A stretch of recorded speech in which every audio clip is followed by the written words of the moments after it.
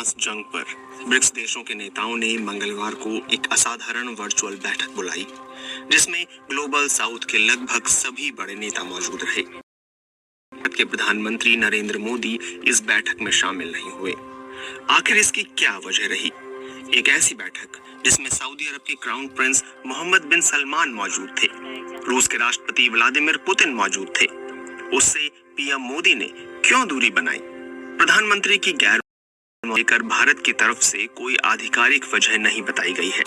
भारत में चुनावों का मौसम है और मोदी की चुनावी व्यस्तता इसकी एक वजह हो सकती है। लेकिन कई विश्लेषक मानते हैं कि इसराइल को लेकर ग्लोबल साउथ के बाकी देशों और भारत का रुख अलग रहा है। ब्रिक्स के सभी सदस्य देश जहां इसराइल फिलिस्तीनी संघर्ष के मुद्दे पर फलस्तीनियों की तरफ झुके नजर आते हैं, वहीं भारत अभी तक इसराइल के साथ खड़ा नजर आया है। ब्रुकिंग्स इंस्टीट्यूट की सीनियर फेलो तन्वी मदान मानती हैं कि मोदी के सम्मेलन में शामिल न होने की एक वजह ये हो सकती है कि वो इस सम्मेलन में इसराइल और पश्चिम की आलोचना से बचना चाह रहे हों।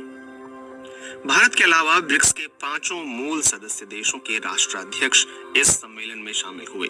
ऐसे में प्रधानमंत्री नरेंद्र मोदी की गैर मौजूदगी को इसराइल के प्रति खुले समर्थन के रूप में भी देखा जा रहा है।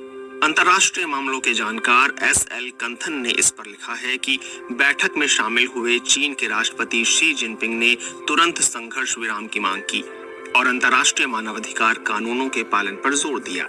जिनपिंग ने गजा में मारे जा रहे नागरिकों के बारे में भी बात की।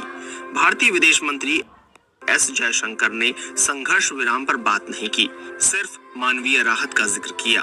भारत अमेरिका और इसराइल का पिछलग्गू बनता जा रहा है, ये हैरान करने वाला है।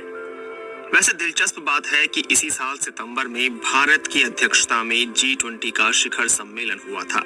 इसमें चीन के राष्ट्रपति शी जिनपिंग शामिल नहीं हुए थे। इसी का जिक्र करते हुए सामरिक मामलों की विशेषज्ञ वेलिना चाकरोवा लिखती हैं कि अगर G20 समिट में चीनी राष्ट्रपति शी जिनपिंग नहीं आ सकते हैं, तो पीएम मोदी भी ब्रिक्स की बैठक में शामिल नहीं हो सकते हैं।